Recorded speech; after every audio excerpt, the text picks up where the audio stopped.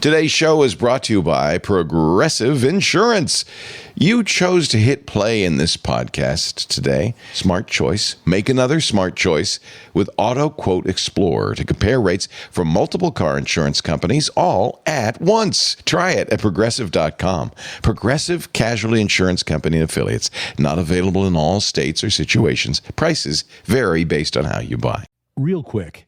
If you're into what we talk about here, you'll probably love the free stuff we've got waiting for you at papernapkinwisdom.com. Tools, templates, all that good stuff. It's free. Just ask. You can even head over to social. The link's in the bio. Welcome to Paper Napkin Wisdom, where we share pearls of wisdom shared by some of the world's top entrepreneurs, leaders, and difference makers. Here's your host, Govind Jayaraman. Hi. I'm Govind Jayaraman, and this is Paper Napkin Wisdom, episode 258.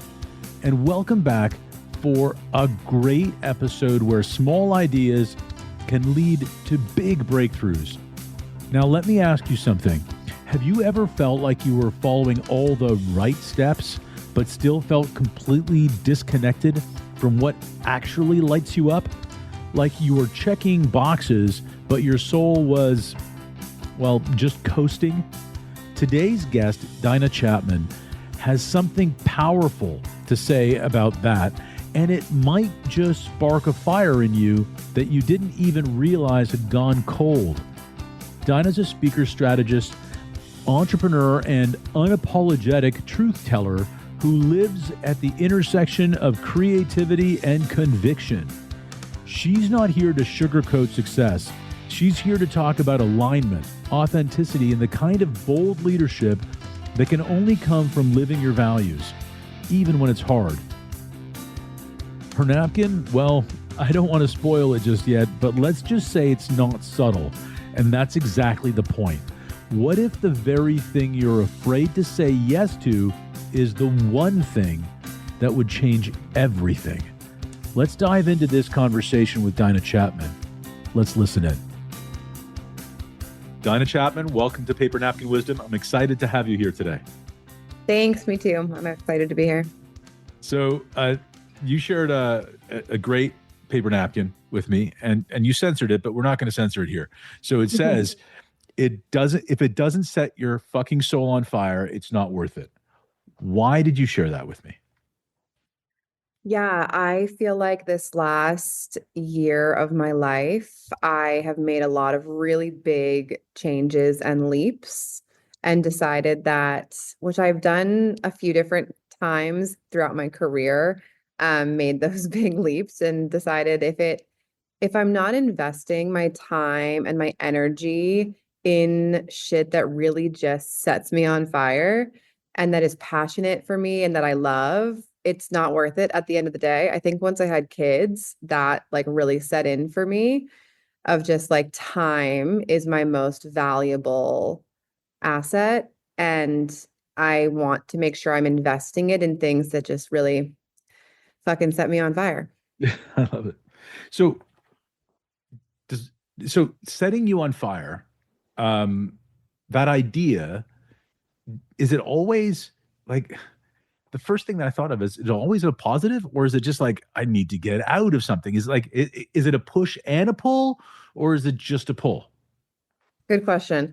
Yes. As I say, set me on fire. I'm like, as a mom, you think that sometimes during the day, but like set my fucking soul on fire for me is always in a good way, but sometimes good things come through fire.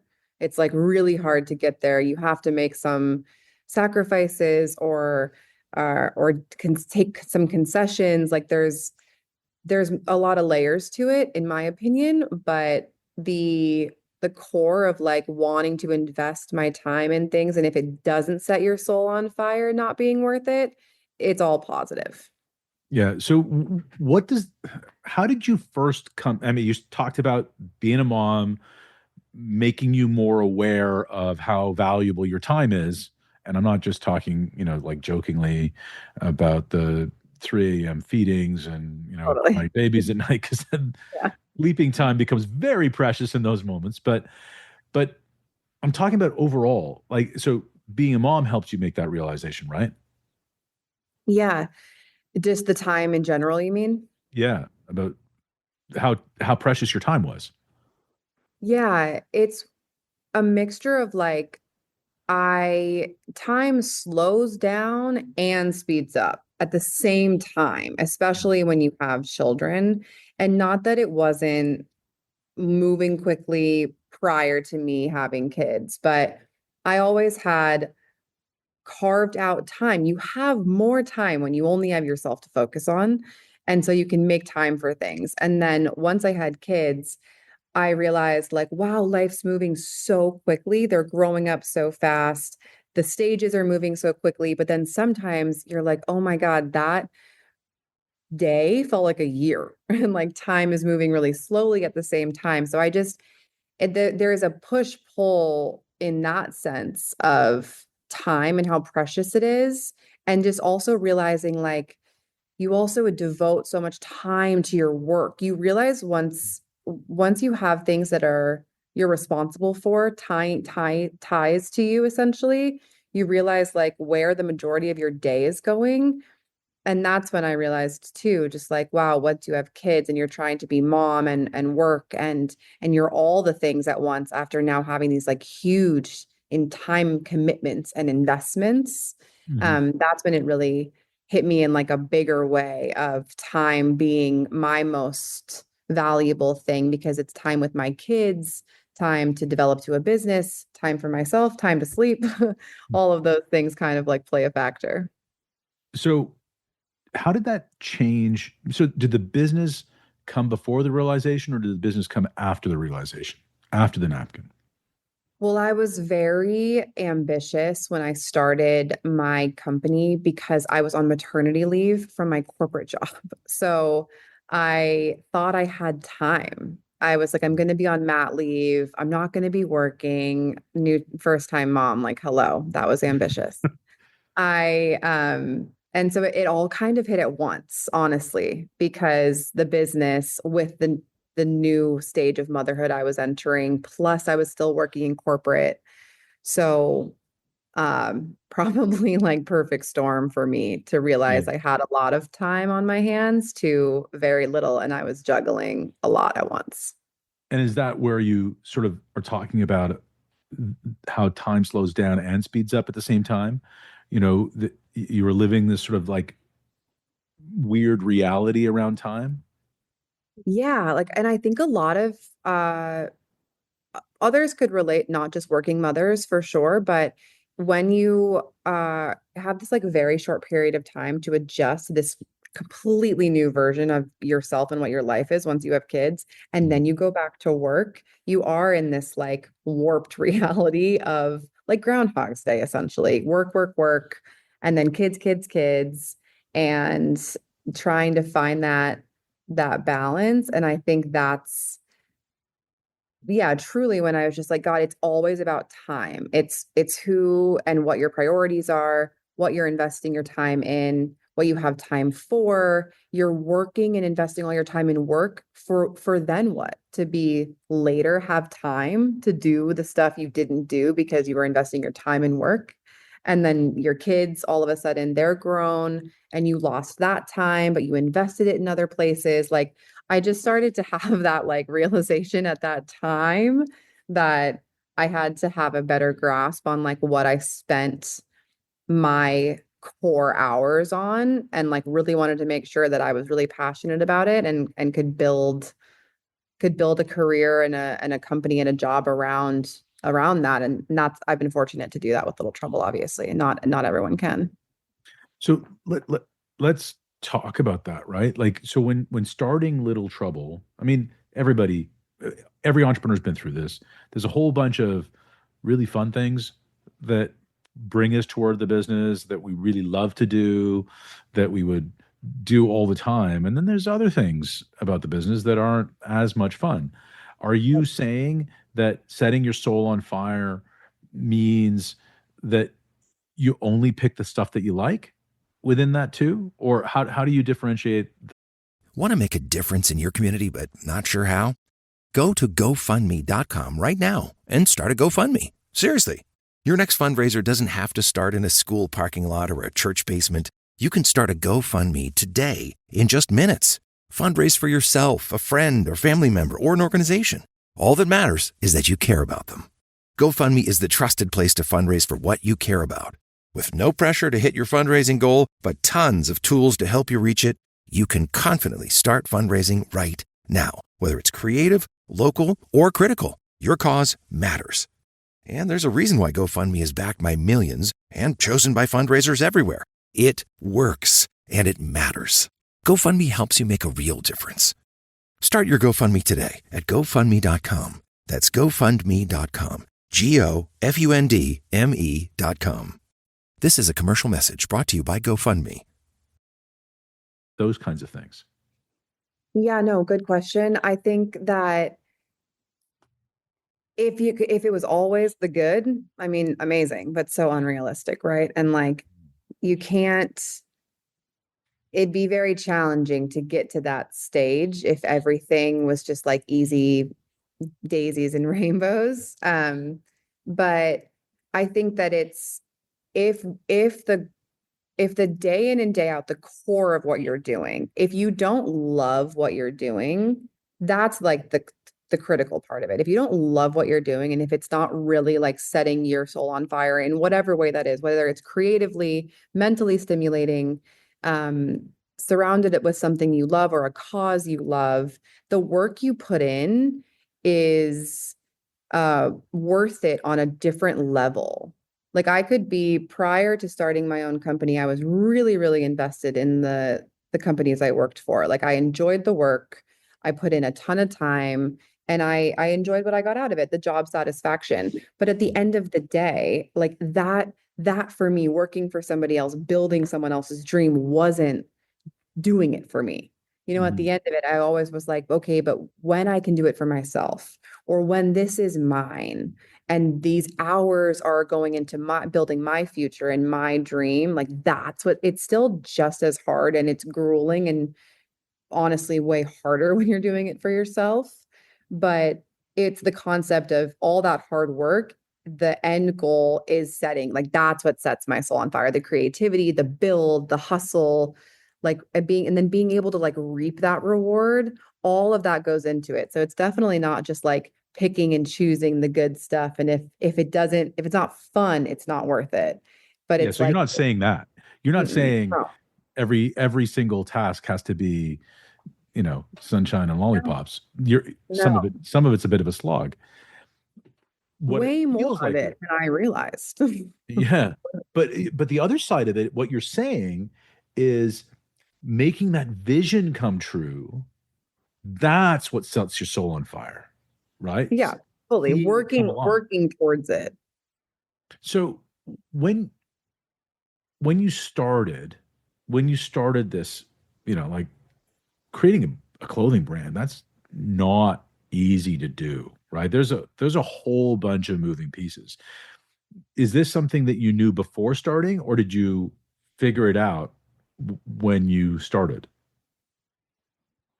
I never thought it would be an easy road, but to be honest, when I started Little Trouble, I was thinking it was going to be like an Etsy side hustle. Like I was like, I'll just kind of do this on the side. I was working as a marketing director for a large skincare company, managing a team of 13 people.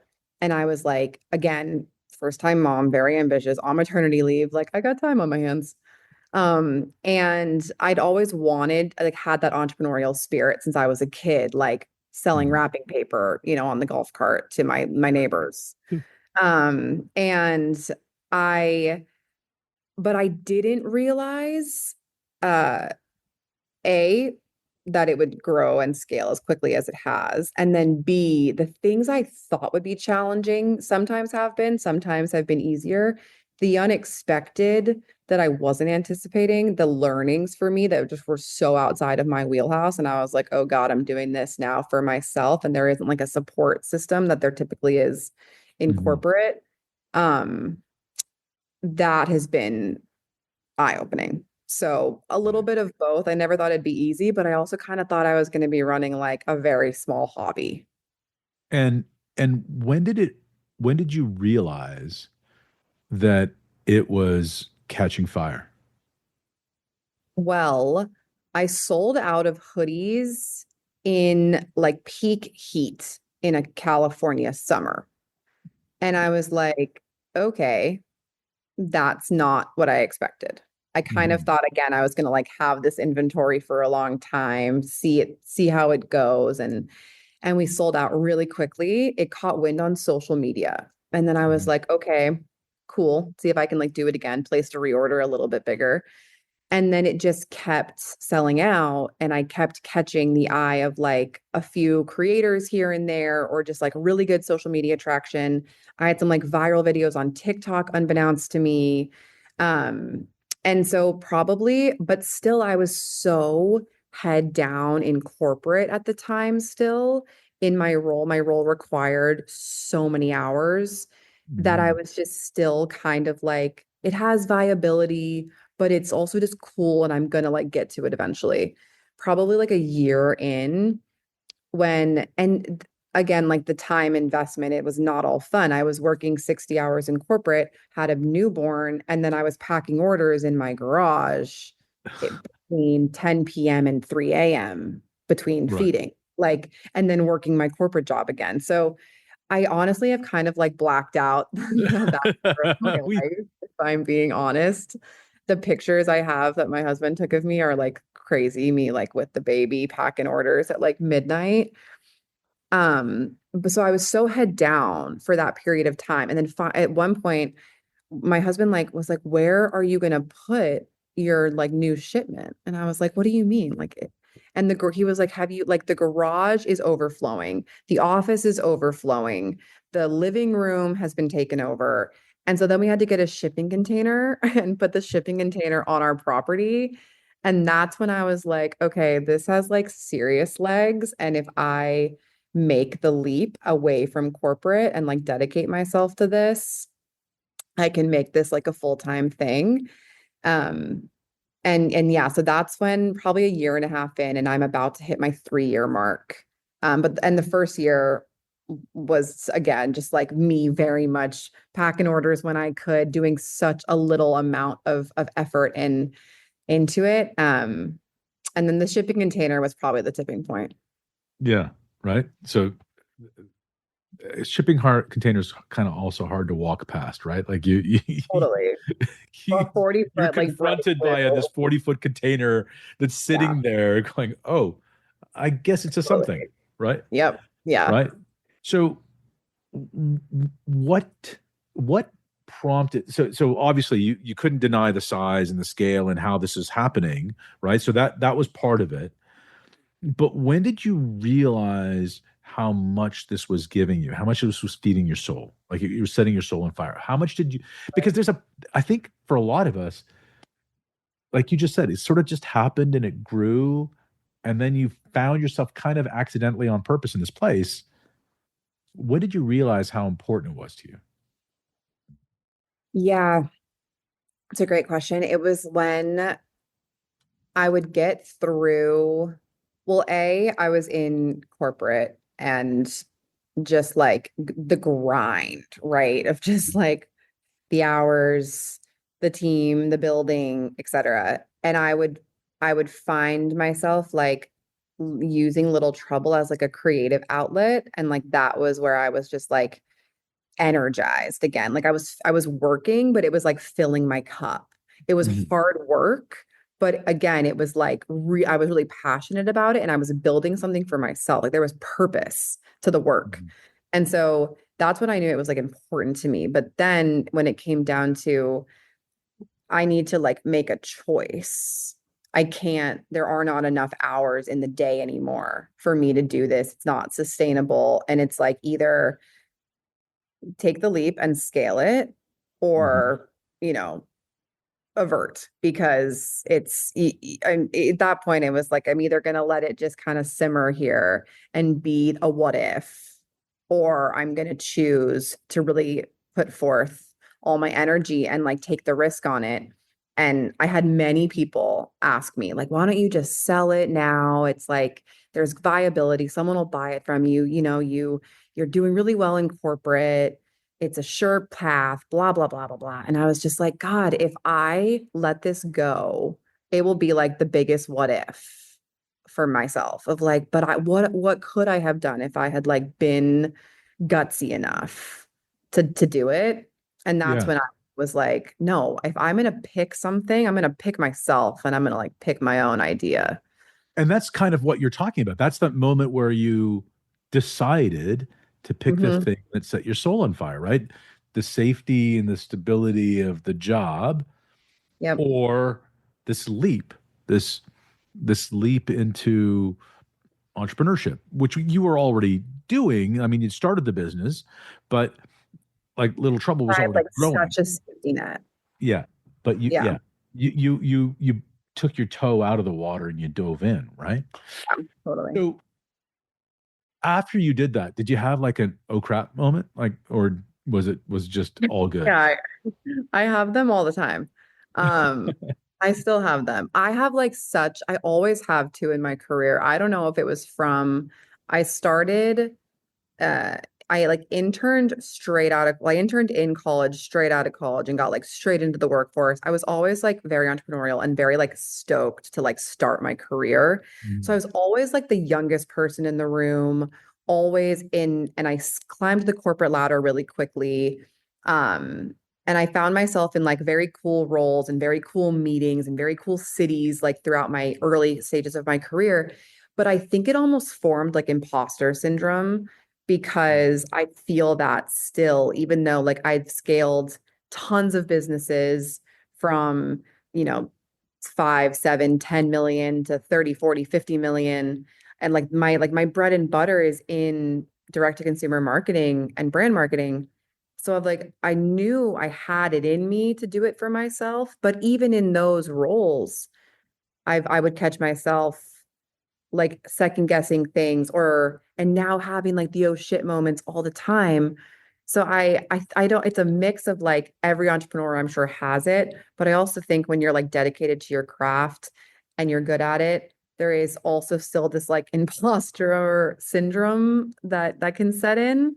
Yeah. So I talk myself out of that often to be like, no, like be confident, you're gonna make mistakes, but like you know what to do, like you got it in you. But I mean, yeah, I have oh shit moments. Even like I'm like, God, was that the right color? I should have picked 36 and I picked 182. Like, Right.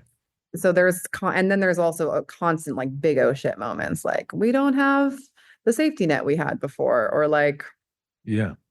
yeah, So, all the bills have stayed the same. so you talked about that you had the marketing background, but you took the leap of faith into Little Trouble and doing it on your own. The the thing that I find really interesting is even within this, when you're picking maybe when you're picking between things to do in the business, right? Options, are you able to quiet the pressure and noise to still use your soul as the barometer? Is that still leading you the way? Or do you find it harder now that you've got momentum to use your internal barometer? And how do you communicate that to other people? What are you doing? Yeah, that's actually such a great question and has come up recently because I will squash.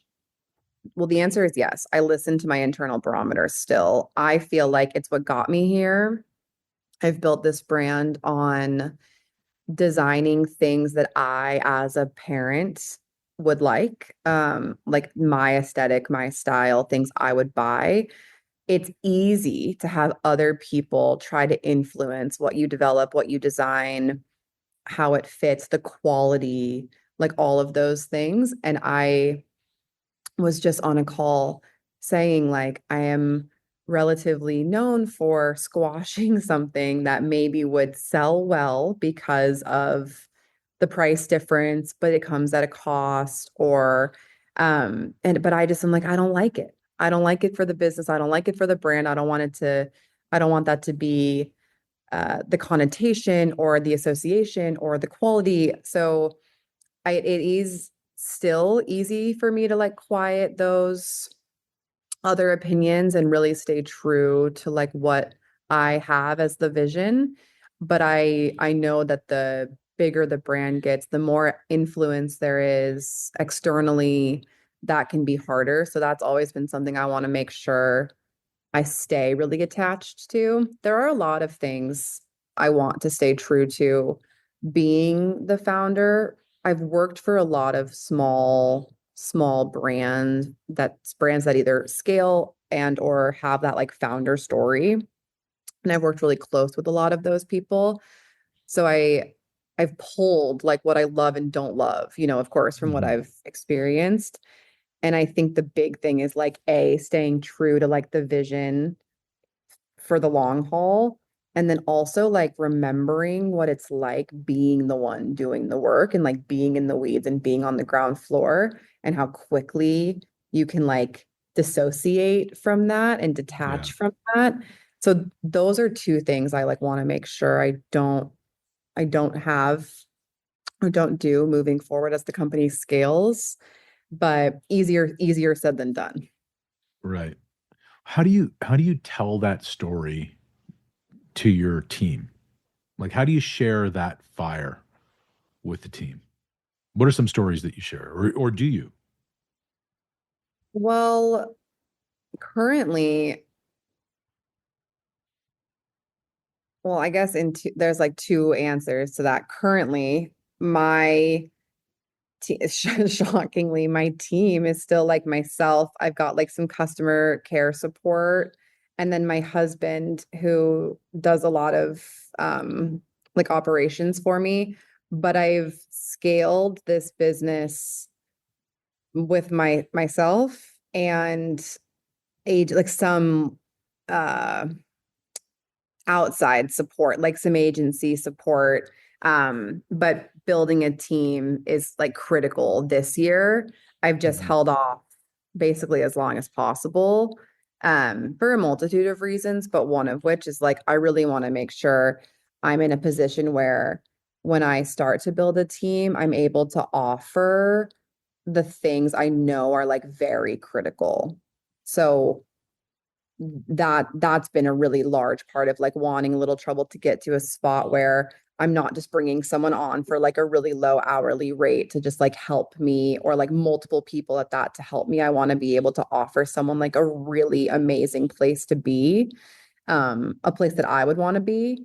And Again, so, this is like interesting to me because it's again one of the things that I love about how you built Little Trouble is you built it for stuff that you wanted to have for your kids, right? And I think that we're our best when we are for others what we needed in the world. And you're doing that with the brand, but I like how you're extending that even to how you will build your team. And I think it's also an interesting statement about where we are now, that you can find ways to scale a business pretty aggressively, without the traditional large team, right? You've aligned yourself with vendors and suppliers and partners and agencies that share your values, and you can do it that way too, right?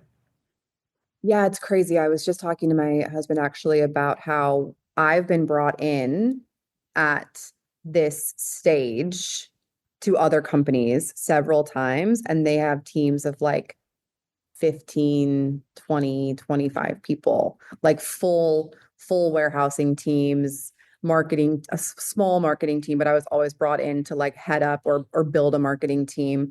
But I Mhm. think that's when like the imposter syndrome, I'm like, get out of here because the company is at this stage where like I was brought in at this stage with amongst a team of people and it's still just me. And Right. so but yeah, to your point, there are so many ways. The hours, you just got to like put in the work. But if you align yourself with, yeah, the right partners, there's so many things you can like outsource, but like keep close knit. But I do wear a lot of hats, so I'm excited to like build the team. Yeah. Um, but I just want to make sure that when I do, the offer I have for someone is is like really comprehensive and fits their lifestyle and is what I would be proud of saying, like, I'm hiring for X and like this is what you're going to get working with me. And it's what I want to be able to maintain as I scale the brand. It's like very important to me when I build the team. And I also like the fact that, you started off with this idea that I'm just going to sell this stuff on Etsy, small. You leaned into what you knew, and you did it. You offer something of value, so that you didn't wait for. I know you said you were on mat leave, so that was the perfect time. But I have 3 kids, and there was no perfection. Careful timing. There was no Oh, perfection around those times. But so you started it then. You started off small, so you didn't wait. Like you didn't go raise a bunch of money. You didn't wait. You just took a step, and then took another step, and then another step, right? And each yep. time you made sure that these steps that you were taking, the time that you were putting in, was firing you up. Like you were on fire. You said about what you were Totally. doing. You're really passionate about it. That's why it's like you can make the time for the passion project and the thing that like lights you up. Like if it that and that's what I really mean at the end of the day with my napkin is if it's a drag, it's going to be a drag. Like if it just is, there's nothing motivating about it, nothing is uh yeah, like exciting you or lighting you up, the whole experience is probably going to be a drag. And Right. when I was thinking about time, it was just like I don't want to look back and say like, God, that was a drag, or I just had to like get through that. Mm. Like I want to be building. It's really hard, but I want to be building and have something that's like really creatively inspiring and like passionate for me. That's what I want. And that's all part of the like if it lights you up, this is where to invest the time. And there wasn't a right time to your point. I was just like, if not now, when? That was Yeah, kind of how I chose. If I don't do it now, when am I going to do it? And then, yeah, I one foot in front of the other. And then I just kept saying, like, I'm going to choose myself. I'm going to invest in myself. And if I put in, yeah, the time and the energy, it's going to work out. that's awesome. We've been asking every guest to pay forward some gratitude that we got from an early guest of ours. Many years ago, we had John Rulin, who is the best-selling author of a book called Giftology. He started a movement around gratitude, and his napkin to us was "What you appreciate appreciates." He suddenly passed away recently, and to honor his memory and his legacy, we're asking everyone to shout out, give some appreciation to somebody or something that has been instrumental or timely. So, is there anybody that you'd like to shout out? Yes. Um, can I shout out 2 people? Of course. Does that work? I would shout out my husband first and foremost, just because the building years are really challenging. You need a lot of support in those years, especially when you're building during young childhood years as well. When I mentioned earlier, like sacrifice, concessions, like it's all part of it. It's not just like what you see on social media of building a brand. And, I live abroad and it looks like it's the cool thing running a business from your computer. It's what everyone wants, right? But there's like such a different side of it on the back end.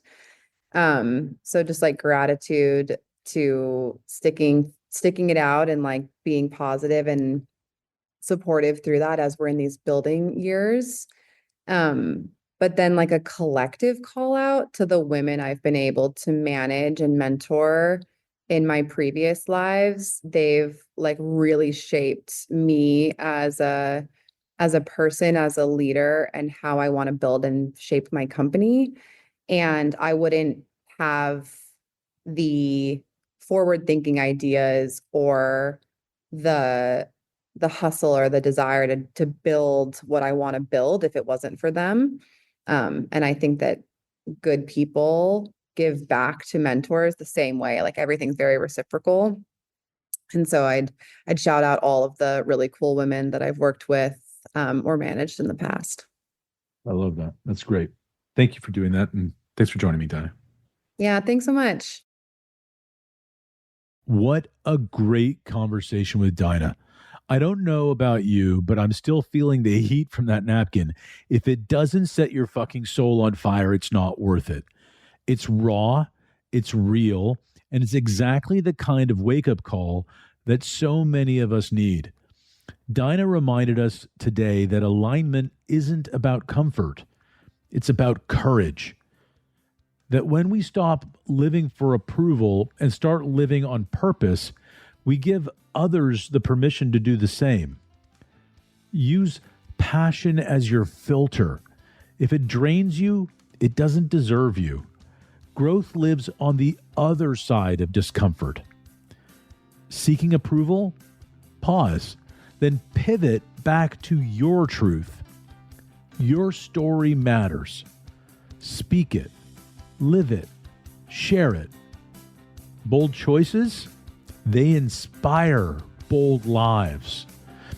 Now, here's my challenge to you. What is your version of soul on fire? What are you doing that you know isn't worth it anymore? And what's the first step you can do to change that?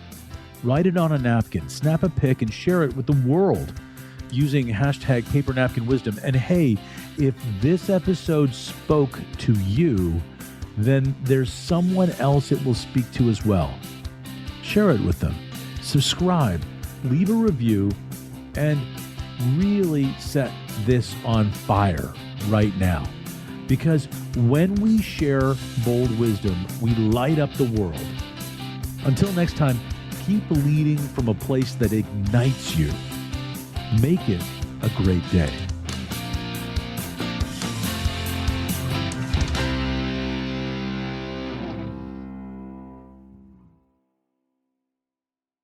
This episode is brought to you by Progressive Insurance.